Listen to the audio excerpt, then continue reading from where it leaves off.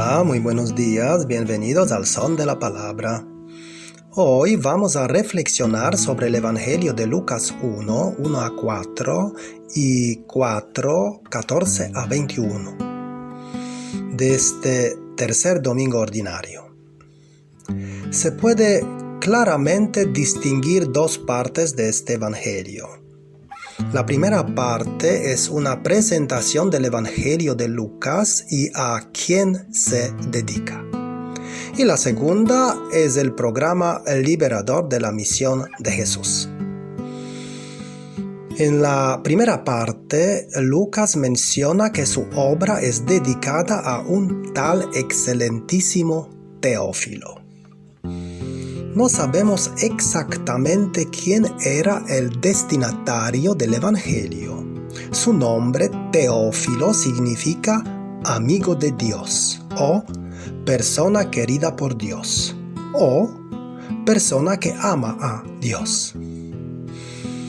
La palabra viene del griego theos, que significa Dios, y philos, que significa amigo, querido, amado. De esta manera, en el fondo, el autor está dirigiéndose a todo amigo y amiga de Dios. En otras palabras, Lucas escribe también a cada uno de nosotros, pues todos somos amigos y amigas de Dios, o amados y amadas por Dios. Por otro lado, no obstante, puede ser que Teófilo era una persona de cierta posición en la sociedad que patrocinaba y difundía la obra de Lucas, según la costumbre de aquella época. Puede ser. Después de esta primera parte, viene la segunda, donde Lucas nos sitúa en un contexto concreto. Dice que Jesús regresa a Nazaret, donde había estado hasta ahora. Directamente antes, Jesús estuvo en el desierto donde sucedieron las tentaciones y donde probablemente se unió al movimiento de Juan el Bautista. Sin embargo, cuando Jesús entra plenamente en la acción pública, el Bautista ya está en la cárcel en la fortaleza Maqueronte por problemas políticos con Herodes, así que ya no predica. Pero ahora lo hace Jesús, y su fama se extiende rápidamente, así como lo dice el Evangelio de hoy. Su fama se extendió por toda la región. Y luego se añade que Jesús va a las sinagogas a predicar y que tiene mucho éxito, recibiendo mucho elogio por parte de la gente. Pero entonces decide regresar a su ciudad Nazaret y luego va a la sinagoga. Dice el texto: vino a Nazaret, donde se había criado, y según su costumbre entró en la sinagoga el día de sábado y se levantó para hacer la lectura. El texto usa la expresión según su costumbre, lo que resalta la importancia de la tradición tanto para Jesús como para cualquier judío. Pero después ya no visitará la sinagoga, se apartará de ella. Ahora bien, Jesús va a la sinagoga no para participar en el culto, sino para enseñar. Y dado lo que sucede en la sinagoga, ya no irá más allí.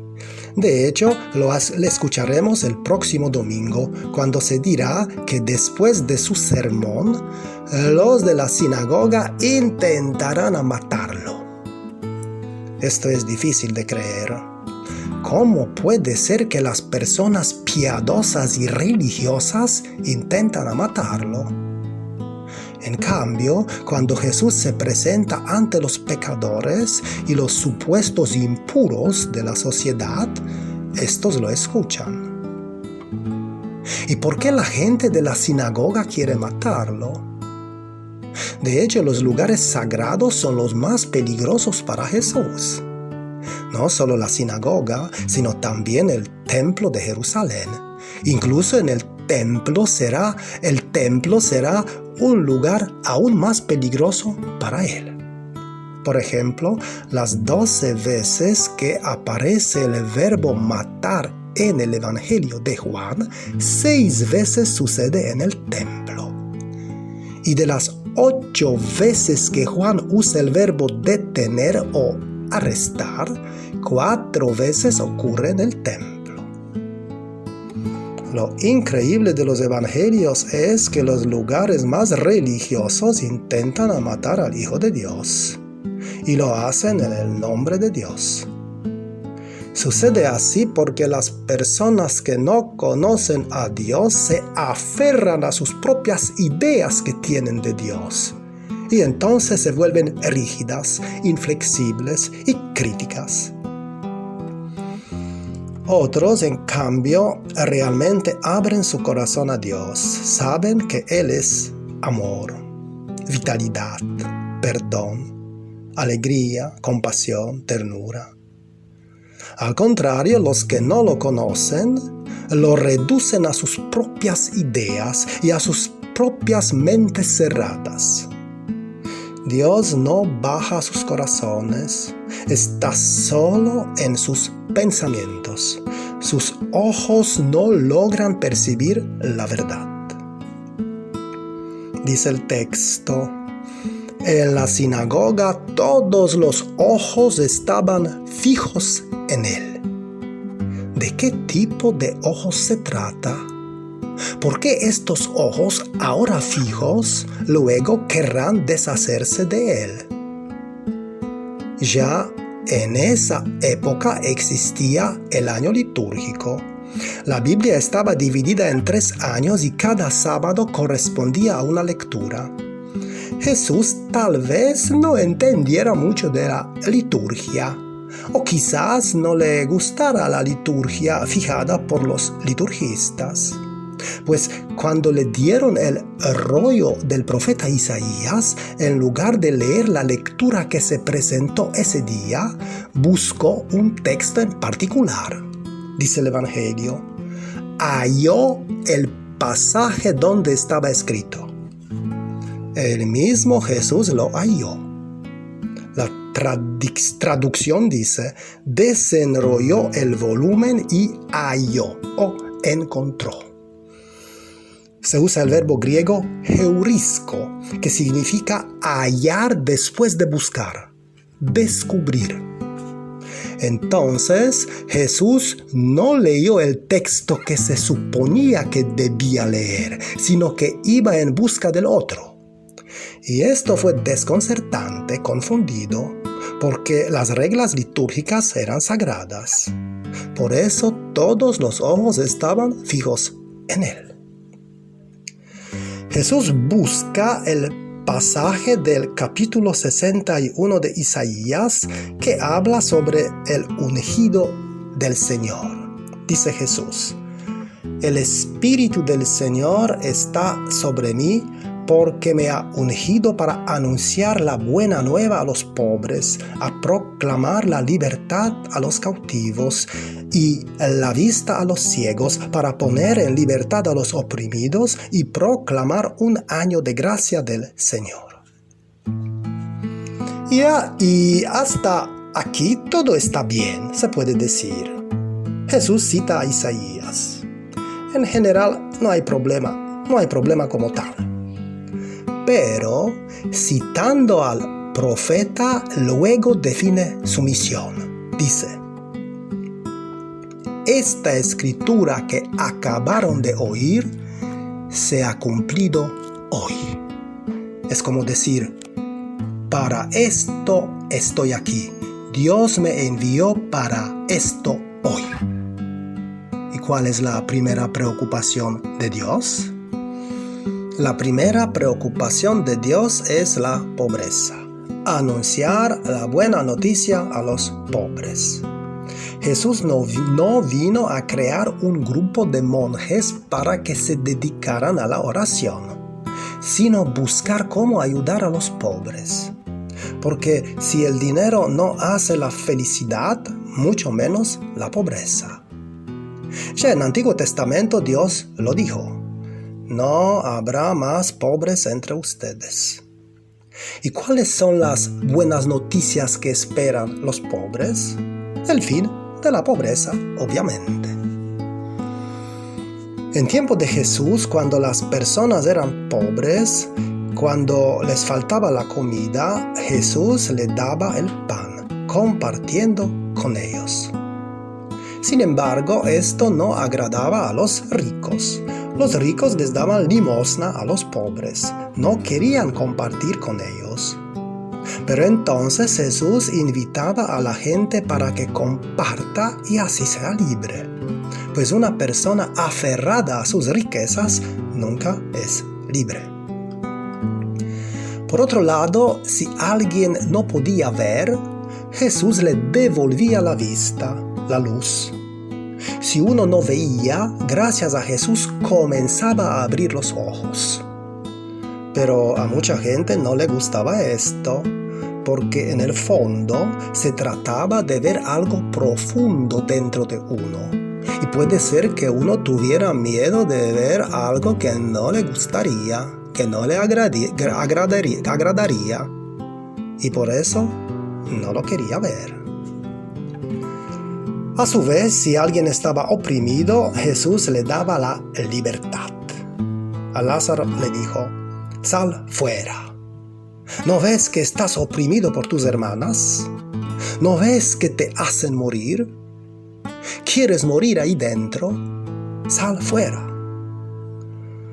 No en vano dice a los demás: desátenlo y déjenlo andar.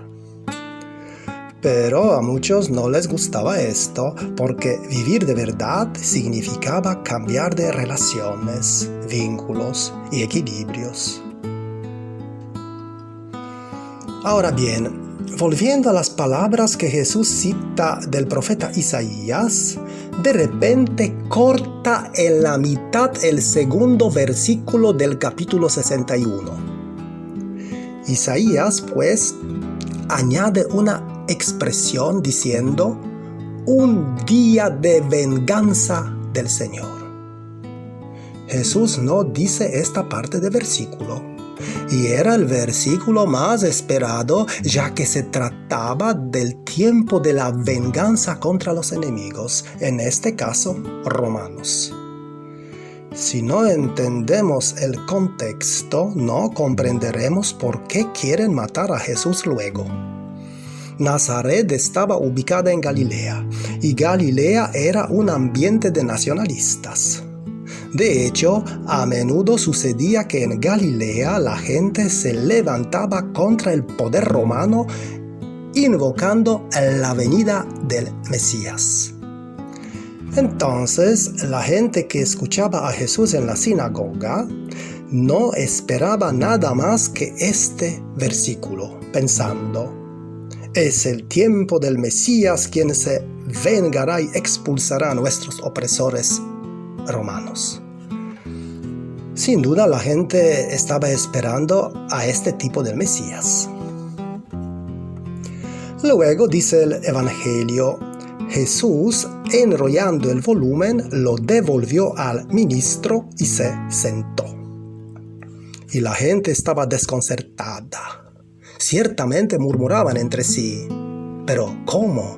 ¿Por qué no siguió el texto de Isaías? ¿Por qué cortó la mitad del versículo? Obviamente esperaban una explicación. Por eso los ojos de todos los que estaban en la sinagoga estaban fijos en él. Todos estaban tensos, porque Jesús no estaba en línea con las expectativas de la gente, las expectativas de la tradición, las expectativas de los religiosos. Y cuando dice: hoy se ha cumplido esta escritura que acabaron de oír, se crea casi un alboroto entre la gente. Y el próximo domingo escucharemos lo que sucederá. Quizás no nos demos cuenta bien, pero Jesús se define a sí mismo como el ungido, la palabra que designa al Mesías. En hebreo, Mashiach quiere decir ungido o Mesías. El pueblo esperaba al Mesías, pero no podían aceptar a un Mesías así como se presentó Jesús. Ser el ungido era el deseo más grande de todos, porque el Mesías era tan esperado que todos lo seguirían. Era la mayor expectativa de todo judío. Era tanta expectativa que un poco antes hasta Herodes se consideraba el ungido. De hecho, Herodes llegó al poder ilegalmente porque se convirtió en el rey de Judea a pesar de que no debía, pues llegó del mundo árabe. Se convirtió en el rey de una manera oscura. Aún no se sabe cómo lo hizo. Además fue llamado el Grande, no porque realmente era grande, sino porque era astuto. En este sentido, grande. ¿Y quiénes eran los que tenían cierta información sobre él? Algunos fariseos. Y a estos los eliminó a todos.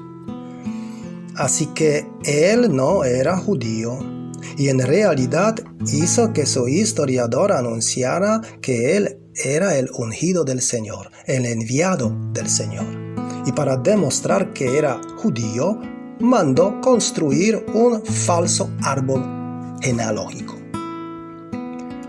Era megalómano, o sea, quien tenía obsesión patológica de ser grande y rico. Y de hecho tenía 5 lujosos castillos. Muchos lo miraban como un loco. Así que ser el ungido era la máxima aspiración de todos. Entonces Jesús, al aparecer como el ungido, choca. Tenemos que entenderlo. A los ojos de los discípulos Jesús era el Mesías, pero a los ojos de los demás Jesús estaba fuera de sí. Lo que llama la atención con respecto a Jesús era su firme e inquebrantable convicción de que Él era el Mesías, lo que expresó al citar el profeta Isaías. Desde este punto de vista, la autoconfianza es fundamental. Sin confianza en uno mismo no se puede lograr ningún sueño. Además, llama la atención el término hoy. Dice Jesús, se ha cumplido hoy. Jesús cierra el tiempo de espera, o sea, ya no se necesita esperar. Todo se cumple hoy. No más posponer, no más aplazar, no más esperar un mañana. Todo se hace hoy. De modo igual tú. ¿Quieres disculparte de alguien por algo? No esperes. No pospongas. Hazlo hoy. ¿Hay alguna decisión difícil que has de tomar? Hazlo hoy. ¿Hay alguna prisión o presión de lo que necesitas salir o de la que necesitas salir? Cueste lo que cueste, hazlo hoy. ¿Hay algo que deberías ver o admitir? Habla de ello, cuéntalo, no lo ocultes y hazlo hoy. ¿Hay un sí que deberías decirle a alguien? Aunque tengas miedo, hazlo hoy. ¿Hay un no que deberías decir a alguien? Aunque signifique conflicto o tensión, hazlo hoy. ¿Te das cuenta de que la vida se te escapa? Recuerda, hoy tienes que cambiar. Mañana suele ser nunca. Mañana es solo una ilusión para decir no vestido de sí. El año de la gracia del Señor es hoy. Depende de ti elegir. La elección convierte el caso en el destino. Durante un retiro espiritual, un guía les pidió a los participantes hacer este ejercicio. Si tuvieras que morir en 2 días, ¿qué harías? Y a todos les tocó escribir lo que harían. Al día siguiente por la mañana el guía les dijo: pues ahora tienen este día para hacerlo. Y la verdad es que muchos lo consiguieron. E incluso dijeron que fue maravilloso. Cosas que siempre posponían sin saber por qué, las lograron hacer en este día, o sea, hoy. Todo lo que puedes hacer, hazlo hoy. Y recuerda, es tu elección. Y esta elección puede cambiar la dirección de tu vida. ¿Y qué mensaje puedo llevar conmigo para contemplarlo en esta semana? Tal vez el siguiente. Mañana estaré triste, pero no hoy. Hoy seré feliz. ¿Por qué debería lamentarme hoy por lo que pueda suceder mañana? Tal vez mañana vuelva a brillar el sol y no haya motivo para la tristeza. A partir de la mañana puede ser que esté triste, pero hoy seré feliz.